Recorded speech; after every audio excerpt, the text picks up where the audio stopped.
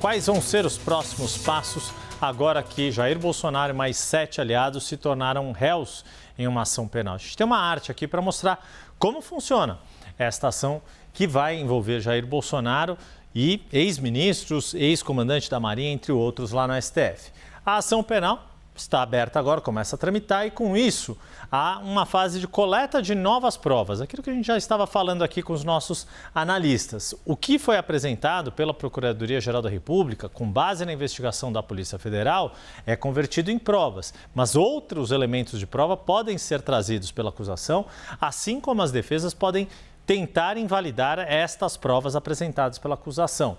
Também a oitiva de testemunhas. Lembra que quando a gente trouxe a informação das alegações, das defesas de cada um desses agora 8 réus, eles faziam uma lista de pessoas que queriam que fossem arroladas como testemunhas. Por exemplo, Jair Bolsonaro colocou o governador de São Paulo, Tarcísio de Freitas, que disse que sim, está disposto a testemunhar em favor do ex-presidente. É esta a lista de testemunhas que podem ser ouvidas e que a acusação também pode fazer indicações. Os próprios réus vão ser interrogados, eles têm o direito de falarem e se defenderem por própria voz das acusações que lhes são atribuídas. No caso aqui, são 5 acusações contra cada um dos 8 réus. E aí, por fim, se tem as alegações finais da Procuradoria-Geral da República, da defesa de cada um dos réus, para que daí sim a primeira turma do Supremo Tribunal Federal se reúna e faça o julgamento propriamente dito, se absolve ou se condena cada um desses réus.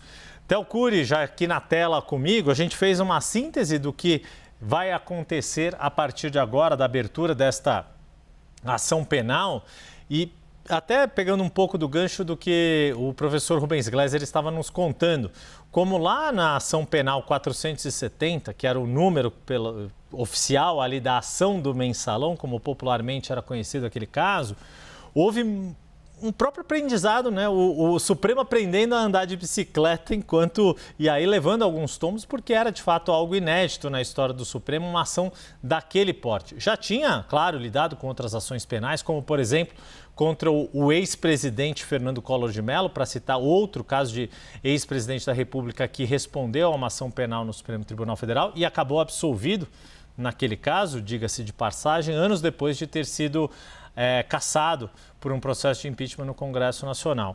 Mas o que a gente parece ver diante do que aconteceu ontem e hoje na primeira turma é que há muito mais organização, há muito mais coesão dos ministros para fazer o processo andar, seja lá qual for o desfecho, o veredito que vai ser dado em relação a cada um desses réus.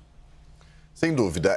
E para além dessa concordância interna entre os ministros que você menciona, também com a Procuradoria-Geral da República, a PGR, que apresentou essa denúncia e que sugere o fatiamento dela. O que é o fatiamento? Foram 34 os denunciados pelo Procurador-Geral Paulo Gustavo Goné Branco. Em vez de fazer, como o Yuri mencionou há pouco, o que aconteceu no caso do mensalão, que travou o plenário do Supremo Tribunal Federal até que todos os investigados, depois réus, passassem a ser julgados, a Procuradoria-Geral da República fez o seguinte: dividiu em núcleos, dividiu em 4, 5 núcleos, cada um com X investigados, com X denunciados, para que houvesse uma pulverização e uma divisão mais racional por parte, na hora de analisar essa denúncia apresentada pelo Paulo Goné. Então, a gente viu hoje a análise do primeiro núcleo, desse primeiro grupo, 8 pessoas.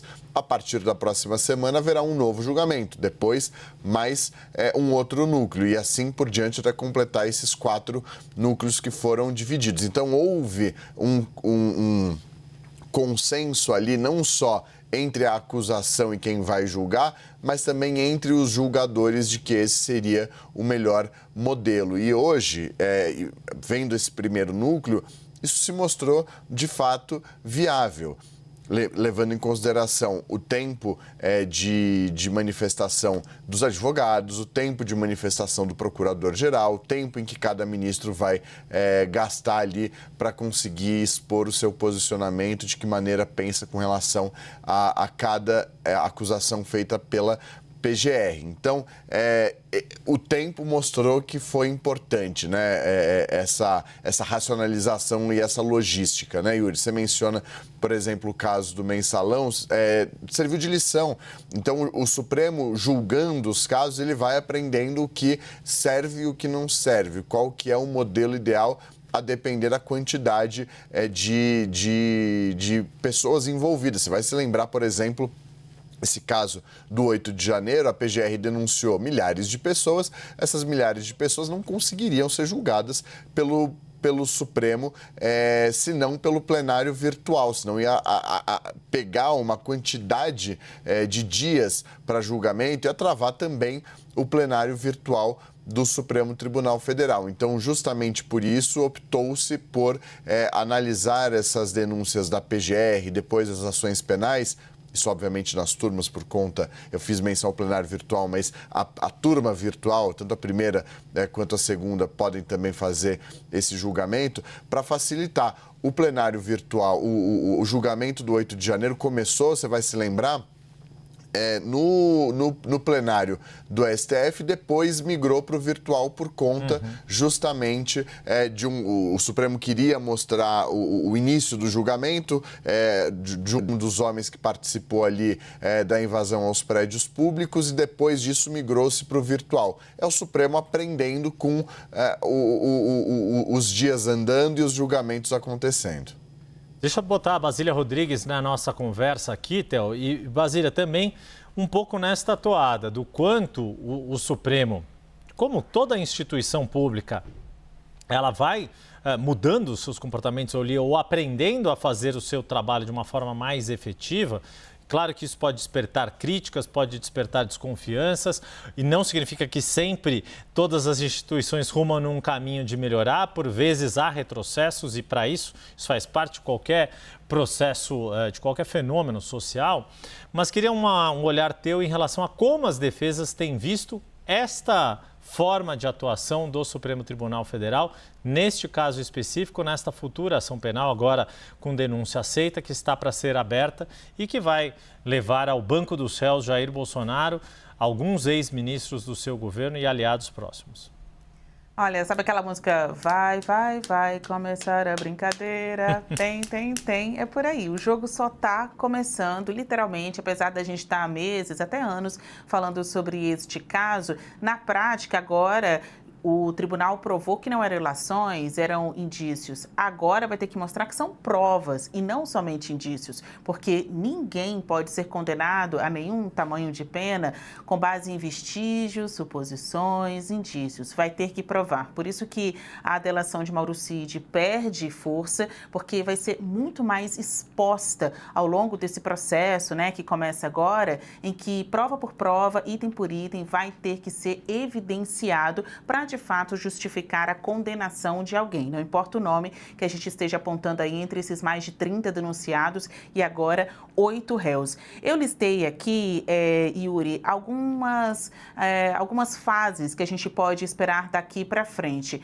Os advogados já sugeriram ao ministro relator Alexandre de Moraes uma lista de testemunhas. Agora caberá ao relator deliberar sobre isso, se ele vai aceitar todos os nomes sugeridos pelos advogados. A Polícia Federal fará os depoimentos, a própria Justiça vai receber, então, essa avaliação já em fase de julgamento e não mais de investigação, o que estas testemunhas têm a dizer para a Justiça. Além disso, novas provas. A PF ainda não entregou todas as análises do que foi achado nas diversas fases, etapas aí de investigação. Diz que não tem investigação nova, mas, de fato, nem tudo está dentro dos autos. E como o próprio ministro Moraes salientou na sessão ontem, o que não está nos autos não está no mundo. Então, a PF precisa fazer essa formalização das provas, isso vai ser compartilhado com acusadores e defensores, e aí sim, entrando nos autos, entra no mundo jurídico e, sobre isso, os acusados, agora réus, poderão responder. tem ainda uma obstinação por parte de alguns advogados em pedir uma acareação, como colocar frente a frente Braga Neto, ex-ministro, e Mauro Cid, delator do caso. Fontes da cúpula da Procuradoria-Geral da República acham isso improvável, mas o pedido e a insistência, né, em pleitear isso estará lá. A gente ainda vai aguardar o recebimento, provavelmente, da denúncia sobre os outros núcleos e, finalmente, o dia do julgamento. Não está marcado, mas se você perguntar para fontes, tanto do lado da acusação quanto da defesa, muitos apostam no mês de setembro. Yuri?